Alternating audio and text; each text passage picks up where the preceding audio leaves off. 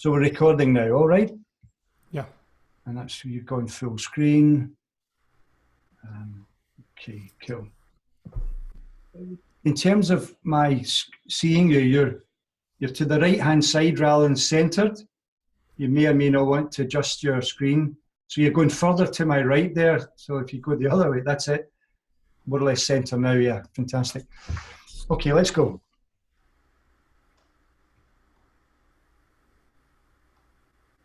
Hi folks, here we are again. I can't believe it's Wednesday already. Can you believe that? It just seems to fly by every week. So what would be good as usual, as you know now, I'm looking for confirmation that you're there, at least some of you are there, that A, you can see me and hear me before we get into an amazing evening. It would be good to get some of that feedback, folks. So, yep, there you go. Who's there? Lynn Cathro, fantastic. Lynn, appreciate you letting me know. David, thank you. I'm assuming not only can you see me, folks, but you can actually hear me. Martin Ashton, yep, okay. Oh, Denise, fantastic. Great to see you participating, Denise, on the healing pages. I'm excited for that. Sarah too, yep, good stuff. Vincent O'Halloran, yep, good stuff. So, guys, you can see I'm at a different angle tonight because we are going to have an amazing evening with a good friend of mine now, Koen, a new friend, who I met, as I've said already. He's done some great work on all of our behalves. He's a member of the COVID team, and he has gone off and done some research into, in a sense, what we're doing. So in a moment, I'll introduce you to him, and the way we'll do it again, like we did with Klaus, is, and hopefully better this time, and not like Klaus wasn't good, I'm talking about the technology, that you'll get a nice image of Koen, and you'll be able to hear him clearly. He's standing by just now on Zoom, and I'll put him over in a moment. But before we do, some absolutely fantastic news, and then I'll introduce just Koen. You may remember I teased you last week with the idea of having this amazing astrologer, this business astrologer guy, who I'd heard just really amazing stuff around why this stuff's going on in our lives right now, particularly at what's happening with the economies and the whole thing about COVID. Well, I reached out to him, and guess what? About 25 minutes ago or so, I got an email saying he's willing to do the interview with us, which is absolutely fantastic. I can't tell you how much I'm excited. Laura, my wife, who's an astrologer, can't believe I managed to get him either, but there you go. So maybe in about 3-4 weeks' time, we'll have an amazing evening with him. So that's fantastic news. But it's astrology, funny enough, that links me to Koen before I introduce him. Do you remember last week I didn't mean to do it, but I kind of sneaked in that it was my birthday, and we had I briefly chatted about that. Well, you know what? Today is my wedding anniversary, which I didn't expect that to sort of happen and coinciding with this. And what's interesting about that wedding anniversary is that I got married in Florida. And Laura and I had consulted Andrew Smith, who is one of the world's great astrologers, business astrologer, Dublin-based, clients all over the world. Been a big help for me in MindStore. In fact, in launching Blackholm, Phil and I consulted Andrew, and we actually launched it at a particular moment. Well, some of you know I moved to the south of France. I moved to the south of France because Andrew had recommended that was the best place for Laura and I at that point in our transit through life to go and live. And we just got up sticks and we went. But the other thing, after we had been there a while, we decided to get married. So you go back to Andrew, you say, okay, so Andrew, where's the best place in the world to get married? And when is the best place? And he does his magic and he says, actually, Key West in Florida. And the best date is the 6th of May. And the best time is 7 minutes past 7 at night. And so what do? You go to Florida, you go to Key West, and you get someone to marry you, but you watch your clock and you watch your watch and you wait to the exact moment on the beautiful beach. Say, okay, you can begin. We were married right on time. But the amazing thing is that we fell in love with Florida because of that. And we ended up in Naples, been there a few times. And back in the summer, we go to Naples, but this time instead of going to the fancy hotel, we use the bed thing, which, sorry, what's the name again? Airbnb. Airbnb, sorry. So we choose the Airbnb. We find this amazing Airbnb in the woods just north of Naples, downtown area. Fantastic, wonderful reviews, looked amazing. Go there, end up there. The couple who run it are just amazing. We end up having breakfast together. I mean, what's the chances of that? And then in the conversation, we discover that they know Andrew Smith, and that Yolanda had a consultation with Andrew Smith. Too much of a coincidence, eh, guys? Coincidence is, for me, what it's all about. So at some point I knew I had to find a way of not only strengthening the relationship with Yo and Koen, but here we are. I asked him a while ago, because for lots of good reasons, he's exactly the right guy to do it. Could you go and find some research that proves that what we're doing with this amazing work we're doing with the COVID team is real? And before I introduce them, just one other thing. If you've been on the COVID team, you know we're getting amazing results. The coincidences are there. The coincidences are there, folks, but no such thing. So let me introduce you to Conrad now, and we will open up with, he's got an amazing thing to share with us, and then we'll get into a great blather. There's lots to talk about. I hope you really enjoy this. Stick with us. And here we go. So I'm going to just do the techie bit. You know what I'm like. It might not work that well, but let me just swing around my phone, and I will swing around my laptop. And there, hopefully now you can see Koen. Conrad. Yep, there you go, Conrad. So maybe I've got the height, maybe not as good as it, but it's probably okay, guys. I'm assuming that's okay. Conrad, would you like to say hello and let people hear you? And I'll check the sound is okay. Yes, thank you, Jack. And a happy birthday and happy anniversary. Thank you. Koen looks a bit like a Nordic sort of rock star, don't you think, folks? So hopefully you can you just indicate someone and tell us that you can hear him quite clearly? I might just put the volume up a little. No, I can't put the volume up a little bit because I'm on the full screen. Maybe you could put your lead up. Is that possible, Conrad? Can you put the sound up anyway on your end? Sorry, turn the sound up. Just a little bit, maybe. I'll put the speaker closer to my mouth. Is that better? Yeah, that's good. That's good. Okay, folks. So let's hear from Conrad. I'll get out the picture in a moment so you can get a better view of him. Let's just, Conrad, can you say a few words about your background, what you're doing, and then go into this amazing story? Then that kicks off the whole process. Yeah. All right. Thank you. So very quickly about my background, I was actually born in Holland.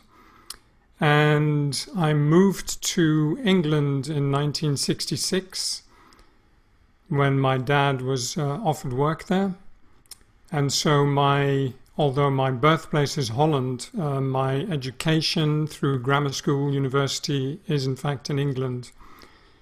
When I started my career, we moved around through various countries and ended up here in Naples in Florida, where we've been since 1992. And over the last few years, I've done quite a bit of research into the kind of thing that Jack is also working on, especially with respect to quantum physics and how that applies to our life. And today I wanted to talk about one of the things that Jack always mentions, which is that science is always catching up. And I mentioned an example to him in the way that science is catching up. And he thought that might be a worthwhile discussion topic for one of his sessions. So that's why I'm here today. Cheers. Thank you for being there. Fantastic. Koen, we teased everybody, or I did in the last couple of days, with this notion of this big sort of amazing piece of research. Do you want to sort of go right into that, and we'll see where that takes us? Yes. So I'd like to talk about a scientific experiment that was done a few years ago, admittedly, but I think the results are still very valid. The experiment is called, or it attempted to answer the question, can prayer and distant intention cure the ultimate hopeless case? And the definition of an ultimate hopeless case would be one that is diagnosed as being a terminal illness without a cure. And I think you would agree that that seems particularly relevant to this time. Yeah. So do you want to tell the story then? Sure. And then once we finish this, what I wanted to do is describe a series of other experiments that I've come across that have been done that would lead up to this one historically and set a context for this experiment and hopefully provide you with a good explanation of the results. Yeah. I mean, I think the thing here, guys, is especially for those of you who are watching this and have not yet joined the COVID group, or more importantly, even have joined and haven't been joining in to do the work, what we're doing is real, folks, really real. So let's hear the story. So on you go, Koen. Just fill us in. Yep. Yes. So the main experiment that I'm going to talk about was conducted by a woman called Elizabeth Targ. And Elizabeth Targ was quite an amazing woman. She graduated in medicine at Stanford University. She was born in 1961, and she was an orthodox psychiatrist. Her father was actually involved in remote viewing experiments with the United States government at the time. So she was kind of born into the whole scientific method, as it were. And something I just found out is that she was actually a niece of Bobby Fischer, the American world chess champion, if you recall. Yeah. And I found that fascinating because I wonder how much Bobby Fischer would have known then about these remote viewing experiments. Very interesting. Can I just add something here, guys? Again, a coincidence. In the original MindStore courses, the 4 days or in the next step, we did the advanced stuff, and indeed on extreme mindfulness. I mentioned Russell Targ, and I mentioned the work he did with Hal Puthoff, all the distance viewing experiments, and it legitimized what we were doing then in terms of getting the audience to work their way through the distance intention, as we're calling here, to ultimately they did the distance healing thing. But anyway, thanks for that, Koen. That's amazing, yeah. Yeah. So Elizabeth was known for being scientifically rigorous. And she, in fact, teetered between the camps of science and alternate medicine, in that she really wanted science to embrace and study the miraculous, but she also wanted alternative medicine to be more scientific. So she really wanted the best of both worlds. Yeah. And she gradually became involved in studies of alternate therapies such as distant healing, which is really what we're about today. Yeah. So the setting is in the 80s, which, if you might recall, was the height of the AIDS epidemic.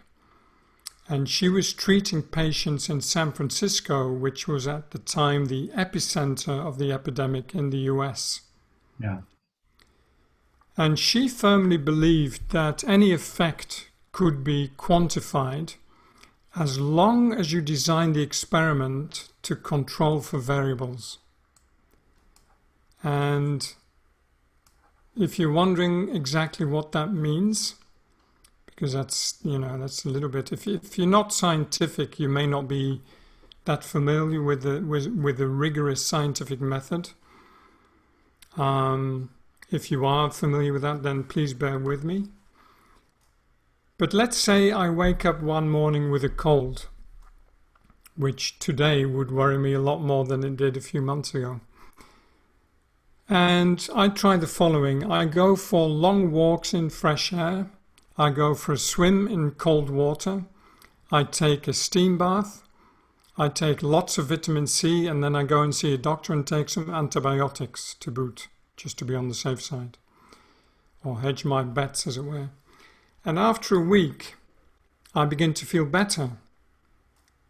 And then I can conclude that what helped me was Well, I don't really know, do I?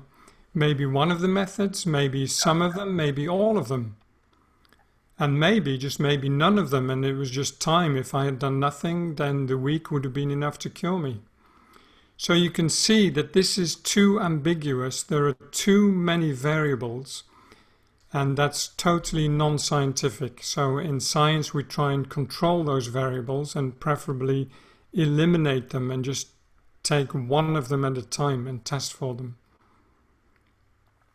So back to Elizabeth. Many of her patients were diagnosed with advanced AIDS and they were certain to die. And only hope and prayer could or might work. And she decided to do the study that asked the question, can prayer and distant intention cure the ultimate hopeless case? Well, when she decided to do this, she spent months, literally months of planning in the design of the experiment to ensure that it was rigorous and that nobody could come back to her afterwards and say, yeah, but you didn't do this, and that could have affected the result.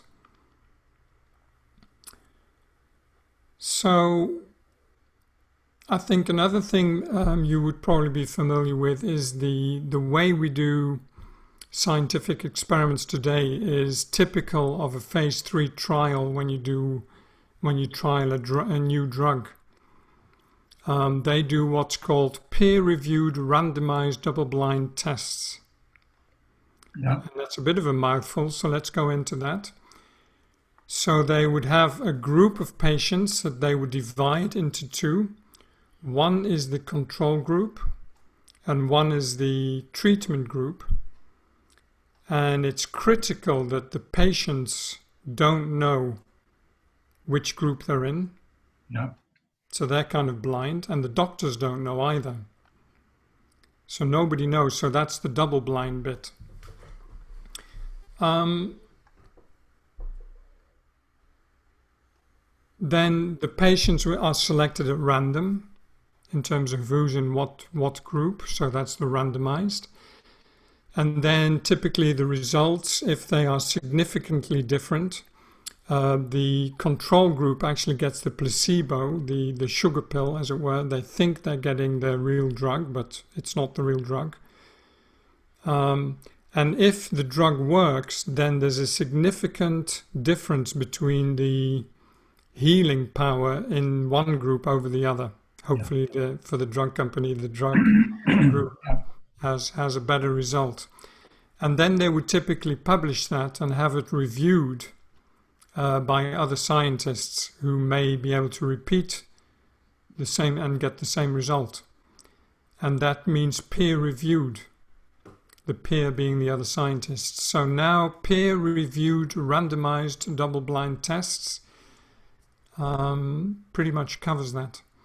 So in Elizabeth's study, neither patients nor doctors knew who was being healed.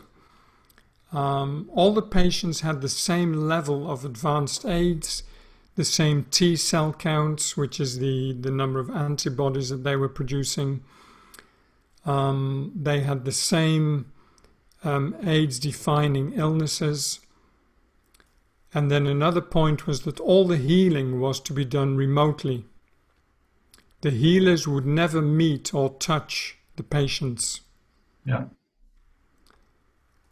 And another thing she did, and you can see why this would have taken months to set up, she ended up using all kinds of healers across the whole of America. They included religious people, Jewish Kabbalist healers, some Buddhists, some graduates from the Barbara Brennan School of Healing Light that you might have heard about. She had a shaman, and she even had a Qigong master. Yeah. And so they ended up using all kinds of methods for healing. One was just a simple prayer to God. Another one was sending energy fields. Another one focused on changing the colors and the vibrations of the aura. Another one used contemplative healing or visualizations, which may sound familiar to you. Another one used tones, or a number of them used tones like singing, chanting, ringing bells, even beating drums. Another one used crystals. There was chakra tuning, and they even had a Native American pipe ceremony, believe it or not. Yeah. And the Qigong master was able to send Qi energy, which, as we know, can be incredibly powerful. Yeah. And one thing they had in common was that they all believed that their specific method would work.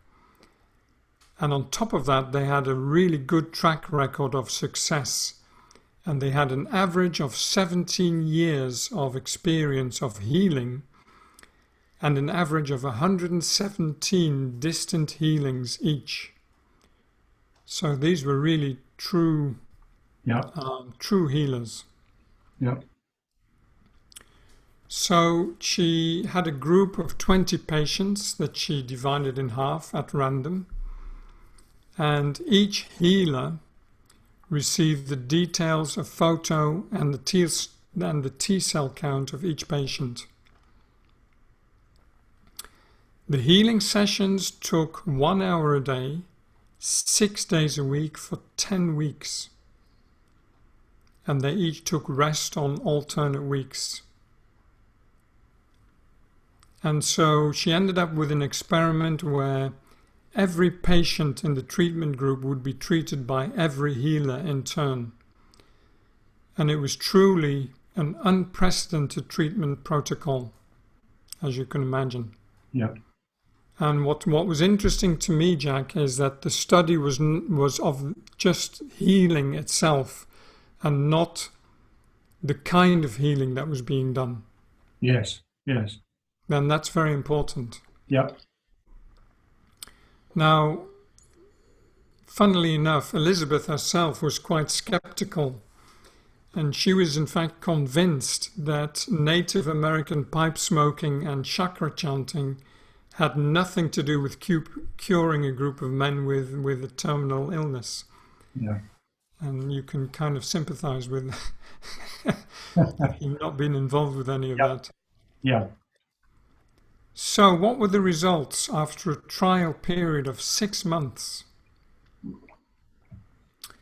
Well, tragically, 40% of the control group had passed away, had died, whereas 100% of the treatment group survived, and not only survived, but actually became healthier. Wow. And the being healthier was measured by they had fewer doctor visits, they had fewer hospitalizations. When they were hospitalized, they had fewer days in the hospital. They had fewer new AIDS-defining illnesses, and they had their severity of the AIDS was lowered. Yeah. Wow. Fantastic. Absolutely brilliant. An incredible result, yeah. Yeah. 100% of them, not even like 40% of them, 100% of them survive. Yes. It's fantastic. And, they always talk about, is that statistically significant, or could a random change have contributed to it? But this is just so beyond that possibility that they concluded that the healers, no matter what the background or the method was, they were dramatically contributing to the physical and psychological well-being of the patients. Yeah, this fascinates me because, guys, peeking in here, what interests me is a number of things what Koen's saying there. The fact is that they had a photograph. Sometimes we're getting a photograph, which definitely helps. They had a photograph. They knew where the patient was, presumably, because they were projecting specifically to the location, presumably somewhere in San Francisco or whatever. Yep. They knew the hospital they were at, yes. So they had the exact location like we do. We know the location. We sometimes get a photograph. We know the name, we know the age, so we know the whereabouts, so we know we're going for the right person. other thing I find interesting is that given the range of healers that you've illustrated there, there's some commonality with us because we have got the light, we're using the vibration of light, and we're using the vibration of sound, which across the various modalities, shall we say, that were used there by those healers, in some ways we're encapsulating that with our methodology too. Now, one of the things, guys, I've left it till later, but we'll bring it in now, because one of the things that when I was being, I'm using this word guided, but it was out of my deep meditation and working with my coaches that I was advised to have these calls and these little sessions, and to take the risk to share the healing thing with the main group, not just with the healing groups.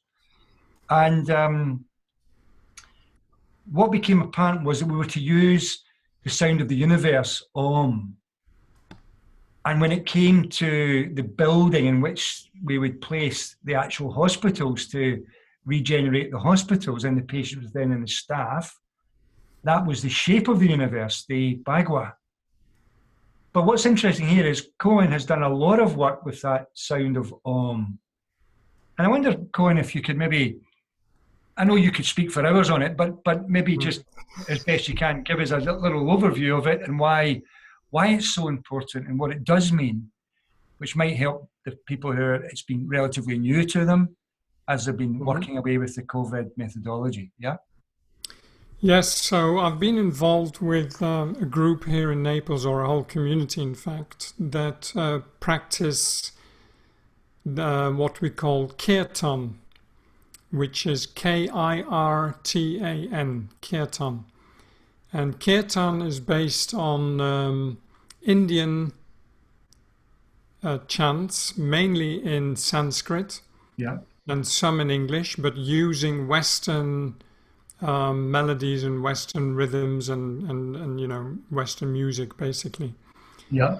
And it was, in fact, one of the, or maybe still is, one of the fastest growing music genres in the US.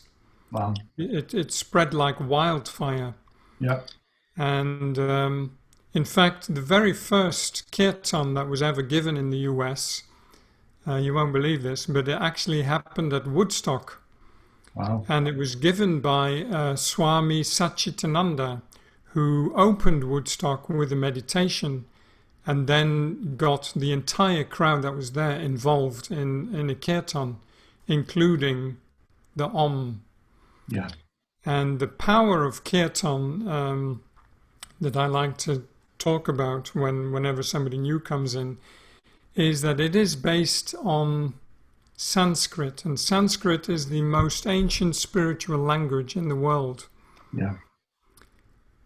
And the meaning of Sanskrit is not so much in the words themselves, but in the actual sound.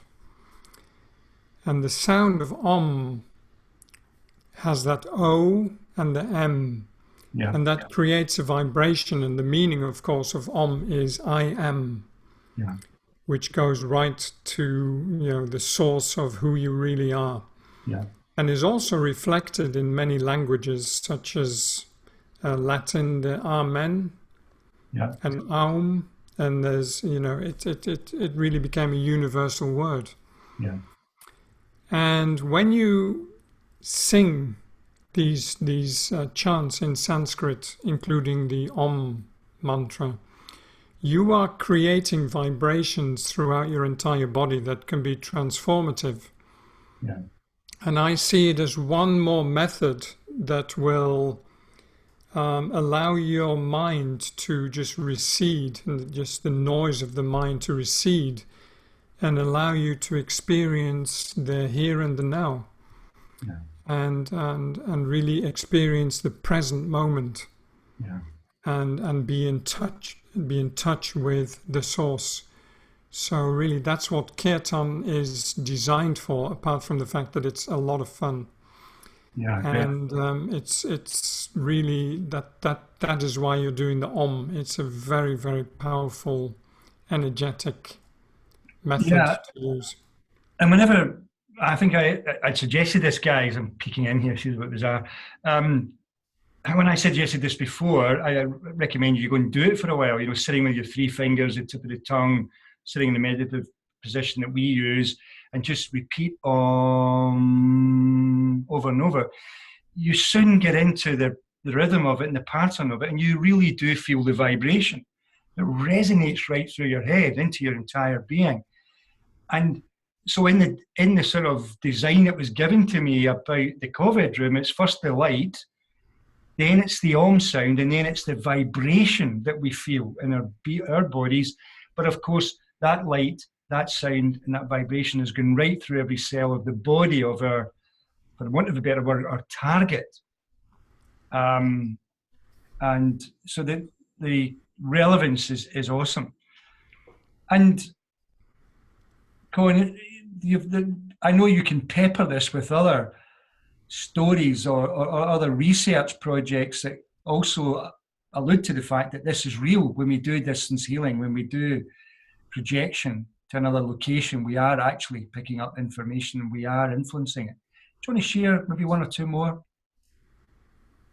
Yes. So just to come back to the conclusion that Elizabeth came to is that distant healing works.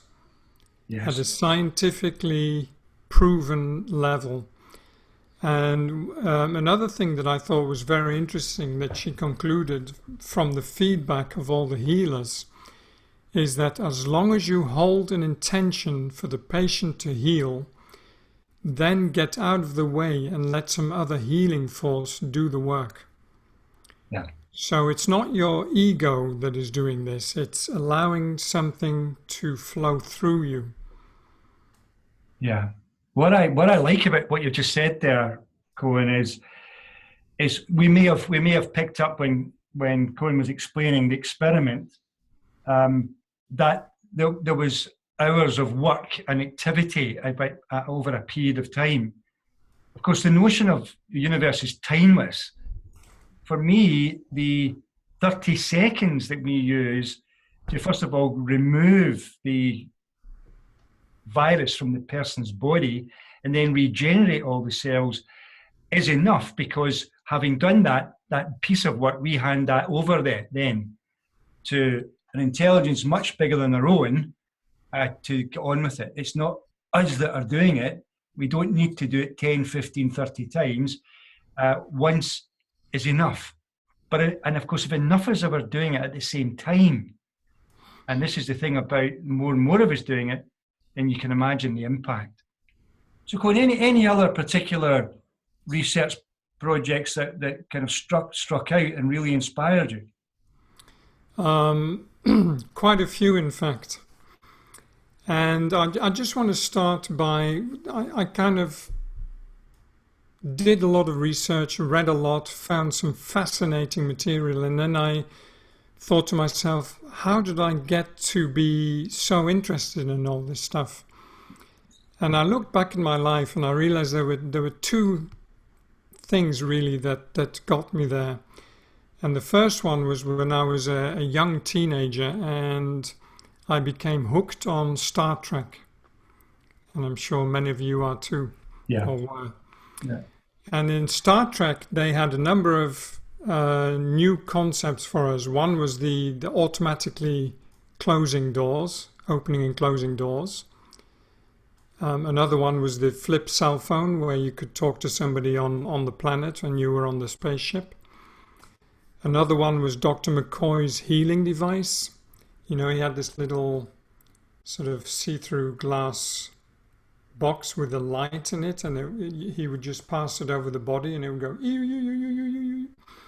And that kind of fascinated me. I thought that must be a quantum device of some sort. And of course, the Beam Me Up Scotty, the whole transporter thing. Yeah. So going back to the automatically closing doors, you walk into a supermarket today and, you know, it's ubiquitous. Every supermarket has doors that automatically open as soon as you approach. Not only that, you actually get annoyed if it doesn't, and you have to say, I have to open this door, oh my goodness. So And then by the way, the first episodes of Star Trek had such a low budget that there were two guys in the back actually shoving those doors open and close. Wow. And obviously the flip cell phones, we're all on our mobile phones now. Yeah. Nearly everyone's got one, and I'm sure some of you are listening to this session on your phone. Yeah. But the healing device, I haven't been to any doctor that has used one of those on me. No. So I wonder where that is. So I'm still waiting for that one. And that's one thing that got me interested, is where are we with the quantum? Well, when I was a student in England, I remember this distinctly to this day. I was sitting in the Cambridge University Engineering Department in the auditorium, huge place. And there was a whiteboard at the front that occupied the entire width of the auditorium. And there was a professor talking about quantum physics, and he was writing down the quantum physics equation that we now call Schrödinger's equation. Schrödinger was actually one of the scientists who did a lot of research and contributed to quantum physics.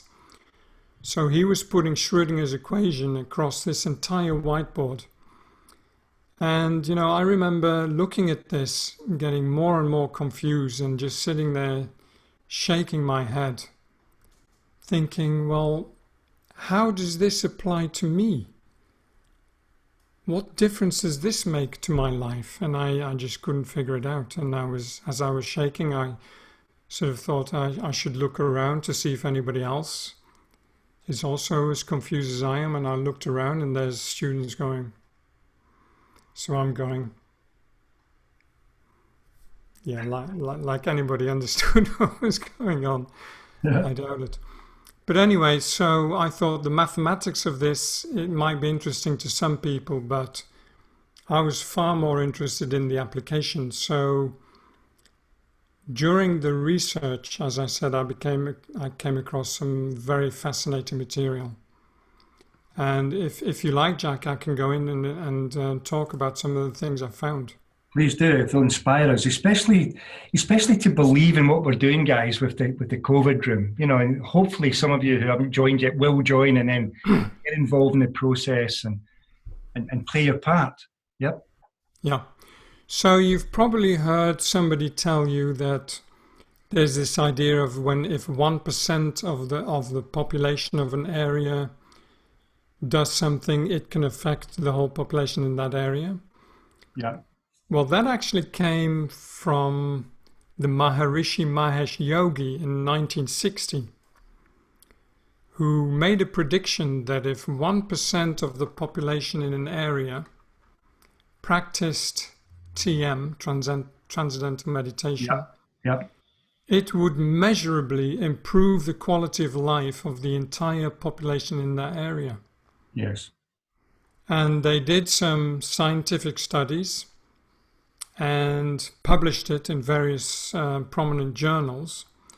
And it, in fact, when they did it for Washington, D.C., they showed a drop of 16 to 24% in the crime rate, like shootings, drug abuse, that kind of thing. Yeah. And that became known as the Maharishi effect. Yeah. And with further scientific study, just a little bit of mathematics here, not too much, I don't want to bore you. But they discovered that it was actually the square root of 1%. Wow. Could already make a difference. So what does that mean? Well, let's take a population of 400. So 1% of 400 is 4, and the square root of 4 is 2. Yeah. So that means 2 people can influence a population of 400. Wow. And just over 1,700 people could influence the entire population of the US or of Europe. Yeah. All of Europe. Fantastic. And that research, obviously, it became a gem of social science. And at the time was a real eye-opener for science, and it was astonishing in its scope and the results. Can I pick up on this one as well for a Mm. moment? I probably told this story before, and forgive me if you've heard it before, but I think it's significant. When as many of you know in the Facebook pages, I'm showing you photographs of the very early marketing materials I had. So we're going back to 92, 93.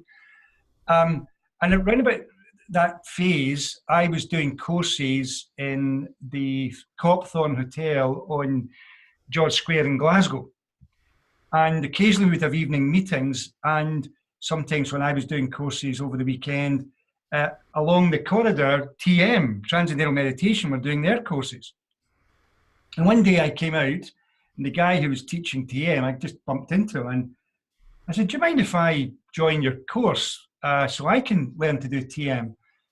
And he said, you're the guy doing that MindStore stuff? I said, yeah. He said, well, I'm not sure you can. I'll need to check out with the right people. And I said, well, okay then, well, could you do that? And to cut a long story short, it was about 4 weeks later, I met him again. And he said, well, when I asked about you doing this, he said, it actually went all the way to the Maharishi Mahesh Yogi himself. And he said to the various people in the sort of chain of command to go back and tell me that if you're on a boat and you're safely rowing across a river, getting to your destination, why would you change boat midstream? And I thought that was amazing. In other words, I didn't need to do TM, and neither do you need to do TM to get these benefits that he's talking about. It's what we've done is enough. But it's the same principle. If we gather, a few of us, and we program and we meditate and we actively meditate like we do, we will change space and time. And we're having results consistently over the years now with the Extreme Mindfulness group and now the COVID group. And I can see us expanding that in the near future, but we'll leave that for now. But so thanks again for that one. Is there another one that stands out for you, Koen, that really excites you? Mm-hmm. Yes, so just to the Maharishi was actually the guru for the Beatles. That's Put right. it into context. Yeah. You'll all remember that, I'm sure. And for Deepak Chopra. Oh yes, that's true. Yeah. Yep. So we have a lot of eternal songs came from that period. Yes. So I just wanted to go over a little bit of science history to set the stage for the next few experiments, if that's all right, Jack. Yes, please do. Feel free. So in the 18th century, Isaac Newton, and I'm sure everyone's heard of him, discovered the laws of motion and gravity, which made it, he was the guy that supposedly sat underneath the tree and the apple fell on his head and he said, gravity. I'm not sure that was true, but it's a nice image to have. But the laws of motion made it possible to predict the movement of planets. Yeah. Which allowed us to send spaceships to the moon because we could predict where it was going to be. And it also enables us to do astrology because it allows you to predict conjunctions and oppositions, etc. Yeah. It predicted where comets were going to be, and crucially, it predicted tides, which became critical to coastal farming, the fishing industry, that kind of thing. But one thing he didn't do is explain what exactly gravity was. So, is gravity some kind of magnetic force or some unknown force that attracts an object to a planet? And it really wasn't until Einstein came along in the beginning of the 20th century and came up with his theory of relativity. Yep. And Einstein proposed that gravity was really, it wasn't a force, it was a warping of space and time caused by a mass. And I never really knew how to visualize that. It sounded way out there, very abstract. Until I had the image of a child standing in the middle of a trampoline. And you can imagine the trampoline tarp bending towards the child, bending towards the middle. And any marbles orbiting around the trampoline would gradually wind their way down and fall towards the child's feet. Yeah. And so I thought of this like a net surrounding a planet that basically is warped, curved in towards the center. So anything orbiting the planet will fall towards the center. Yeah. And so there's a few favorite quotes that Einstein had that I'd just like to mention. Yeah. He said, "There's only one thing in the universe more abundant than hydrogen, and that is stupidity."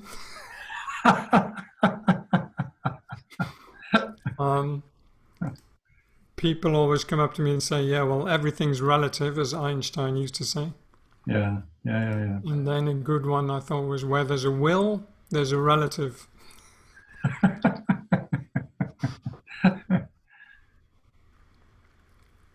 So Einstein's theory of relativity, together with quantum physics, became the two pillars of modern science. And I think if anyone asked me today, what excites me the most about human progress, I think it would be that today we can learn how to apply quantum physics to our day-to-day life. And I think as you discover what that means, and we're all discovering that with our distant healing, yeah, the impact is enormous. Or at least it's as big as you would like it to be. It's as big as you want it to be. Yeah. And so when Yolanda and I first met Jack and Laura, and he spoke of the visualization, the manifesting, the healing, I mean, it was like an instant connection. Yeah. I don't know what you thought, Jack, but we couldn't believe what we were hearing. Yeah, it was like we were meant to be there. It was like unbelievable. We're all four of us all singing from the same hymn sheet. It was fascinating. Yeah. And of course, Yolanda does these amazing meditation nights, and I was invited to give a little talk and lead a meditation, which so you give up your holiday to work, but it wasn't work, it was just a pleasure. And nice audience, and I was a little bit cheeky, and I kind of teased them with that, that passive meditation is selfish. I remember they were shocked. But the point was that what we're getting at is our active meditation, as we're just hearing from Koen, is that intention at a distance to heal is real, guys. And by getting into our alpha state, that allows the connection to take place. Real powerful connection. To two things I suggest to you. First of all, to the source, but also to the target. And so all we're doing is we're aligning the target to receive the energy from the source. And then the healing can take place. But let's be frank too. Although what's fascinating about the original piece of research, 100% got better. We also allow in our process, if someone does have to pass on it's their time or whatever, then we respect that, we accept it, and we kind of see that as a healing too, but nevertheless. So I'm fascinated, and always have been, about distance viewing, funnily enough because of her grandfather. But any stories around the actual projection of energy that comes to mind in terms of the healing at a distance? Was there anything that stands out? Yeah, I wanted to, set a bit of a stage with the history of the science. Okay. To talk more about light, because yes. You often hear somebody say when they want to heal someone, we say, well, I'll send you light. Yes. And I was kind of curious, where does that come from? So, and that all began from me at the grammar school in Brigg in England, when we did the famous double slit experiment. And just to set the stage for that, it was Einstein who discovered that if you focus a beam of light at a metallic surface, it actually shoots off electrons from that surface. Yeah. And that suggested to him that light was actually delivered in packages that he called photons. And the photons travel at the speed of light. And not only that, but he said that that means that these photons behave like particles, otherwise they couldn't have shot off the electrons. And if you were able to capture those electrons, you would actually get an electric circuit. And Einstein called that the photoelectric effect. And all of us here are familiar with that because that's exactly what we use when we deploy solar panels. Yeah. If you think about it, that's just the sun shining on a panel which ejects electrons and creates a circuit of electricity.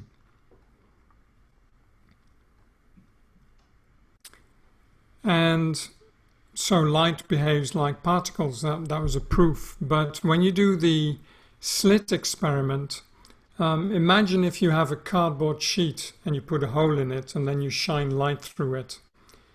What would you see on a screen behind that? You would probably see a circular light that is exactly the same as the hole in the cardboard.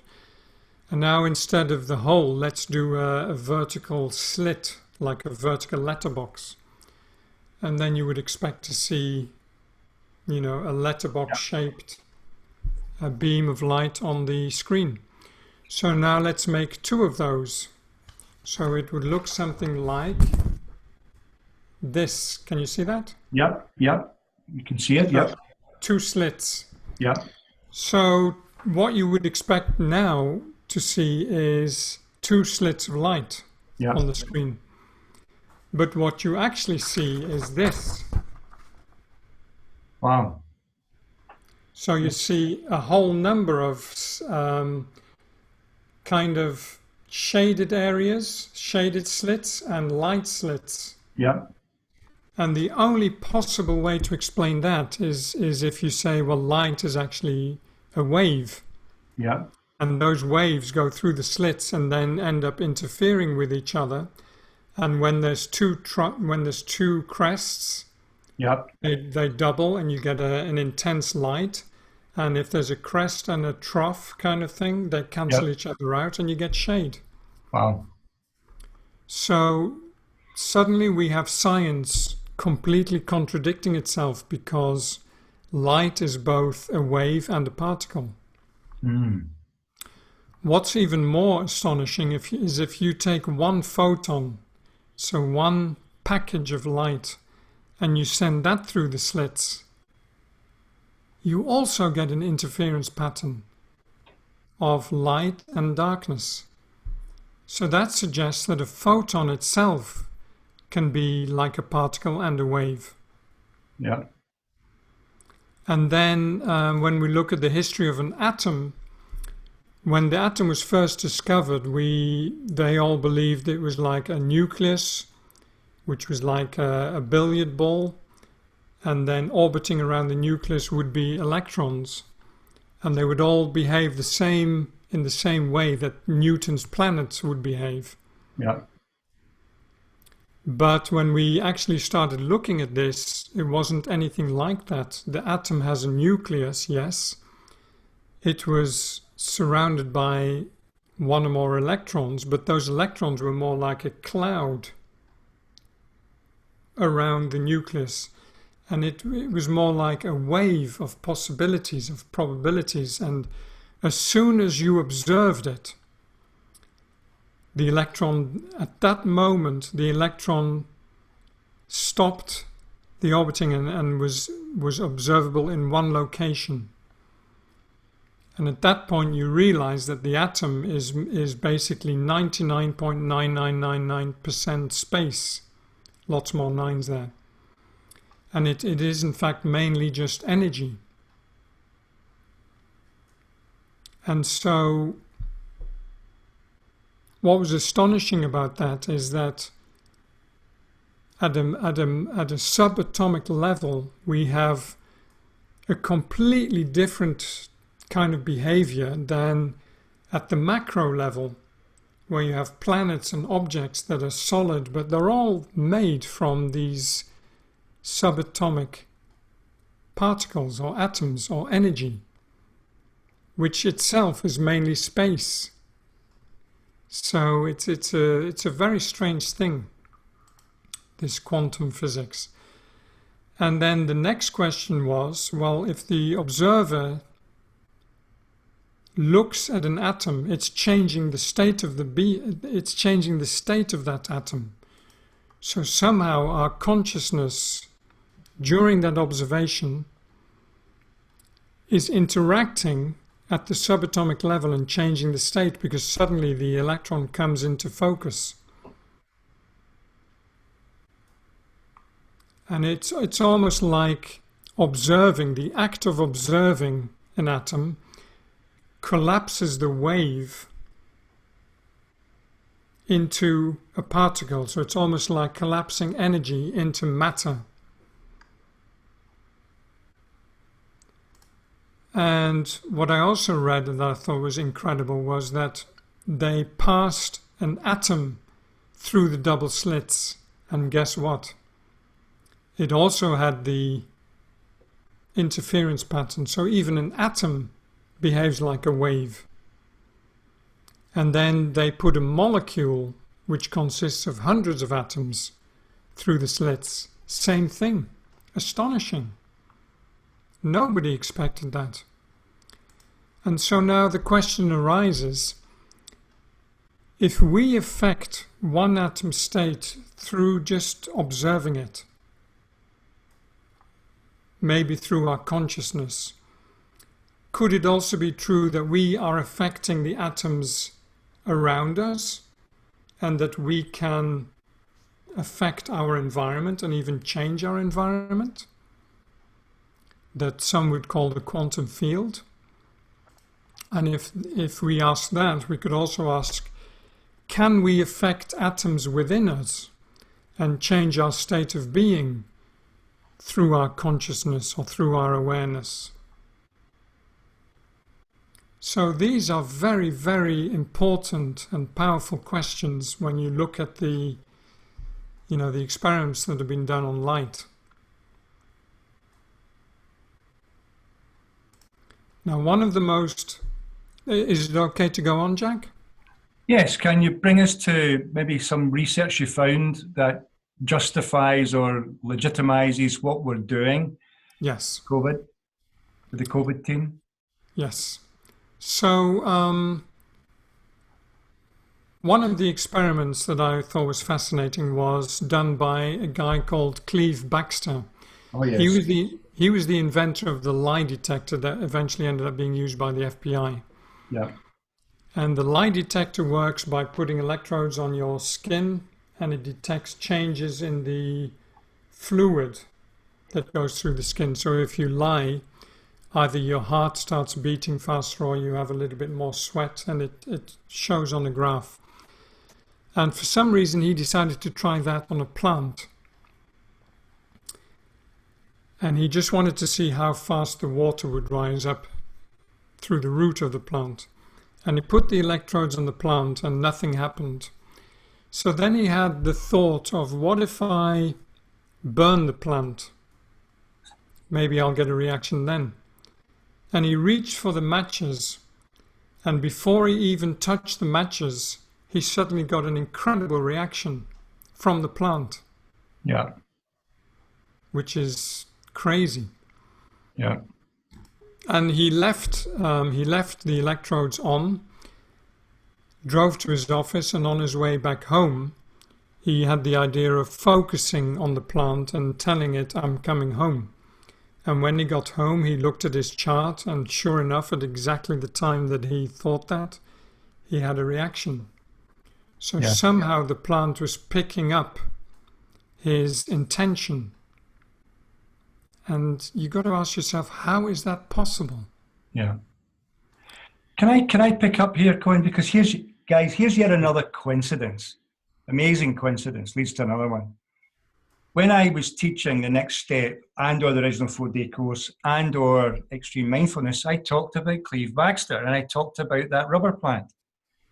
So here, it's interesting you're picking up on this, the exact same story, right? Yeah.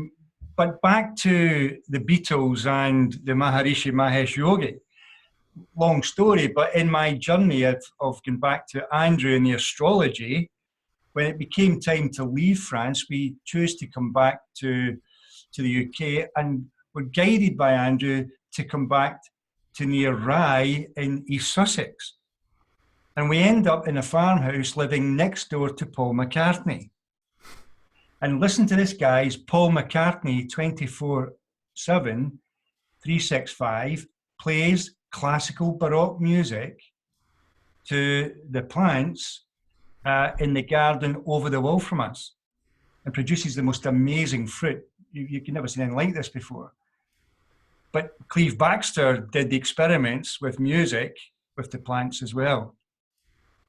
And he found that classical Baroque music was far more powerful for the resonance that makes us feel better and or allows plants to grow better, etc., etc. So there's a little interesting coincidence again.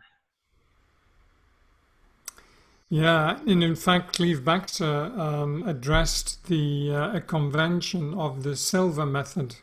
Yep, that's right. Yep. Years ago, yep. Which I found fascinating. Yeah. So he was derided by scientists, probably because he wasn't a scientist, and they just didn't want to know. But later on, this is what's fascinating: is that Russian scientists invented a device that measured biophotons, and they discovered that tiny particles of light are actually emitted from all living things. And not only were they emitted, but when they interacted with each other, if one living thing sends light to another, this other living being would react to that living light and send its own light. And they were able to measure this. And so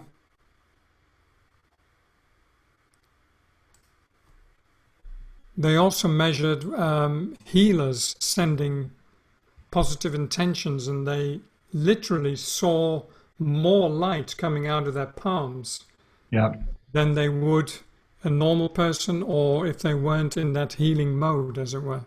Yeah. And they measured algae standing near the healer. And if the healer had high frequency positive thoughts and positive intentions, the light emitted by the algae would be much higher than if they had negative and lower frequency thoughts. And it would literally lower the light emitted by the algae. And so my last thoughts on this are, Jack, as we wind this up, is that every thought we have potentially augments or diminishes something else's light in your environment. Yeah. You know, when you meet certain people, you hear people, when I meet certain people, they drain my energy. Yeah, yeah. Well, guess what? That might actually be true. Indeed. And so my last thoughts is that we are responsible for our thoughts, and with heightened consciousness, we can transform our environment by, for example, you could transform energy to matter back to energy. Yeah. And I thought the best known master that we all know of that did this was Jesus. Yeah. His healing and miracles. If you think about transforming water into wine. Yeah, yeah, yeah. That makes it all very plausible. Yeah. And so about healing is when you shine your light to heal someone, funnily enough, that is literally true. Yeah. That's exactly what you're doing. You are sending biophotons. And I haven't gone into entanglement. That's maybe a subject for another Yeah. discussion. But those photons will reach the subject of your intention and they will respond in kind because it's all connected through this concept of entanglement. Yeah. And when you have that intention, you get out the way, let another force do the work, and what you do will work. And just as a parting thought, Jack, I thought what you have created here, with all of us being able to play a role in healing COVID-19 patients, I think it's a wonderful, wonderful thing that you're doing, and a great opportunity for all of us to participate in that. So thank you. Thank you, Conrad. Thank you. Fantastic. Guys, I hope you really enjoyed that. Conrad's 5 hours behind us, obviously. He's got the rest of the day ahead of us. We've got the evening. I hope that what you're hearing from Conrad is that when we do the work we're doing with the COVID group, that we're actually doing something and it's actually happening and working. We know that from the coincidences. We can't claim anything, but we all know deep down that we are doing something. And so I would encourage you, not everyone's come on board, and I understand that, and not everyone who comes on board, even though I ask for active volunteers, actually gets fully involved. But I would urge you to do so because we are having an impact. And I can see the COVID room as COVID maybe goes away again. Let's hope it does, although, maybe it'll never go away. We'll either find a way of dealing with it ourselves. And we could spend hours on that, I can. But I think the thing is that if you come on board with the COVID group and we get comfortable with it, then there's no reason why we can't still use that same platform to work any case, any disease. Like at the end of the day, we're impacting with light and energy at a cellular level. We're using light, we're using sound, and we're using vibration. Anyway, I hope you enjoyed that, guys. I did, Koen. I'm really pleased that you did that, and you did that work for us. It's fantastic. Some of you who will have joined a wee bit later in the beginning, you didn't catch me saying it. I reached out to that astrologer after your support last week, and believe it or not, he's agreed to do as Koen has, come on and be part of something with us. He'll do that maybe 3 or 4 weeks' time. I just got the email just before we started. So I'm over the moon at that. I briefly told Laura, she can't believe it. She's an astrologer. She can't believe we got him, but we have got him.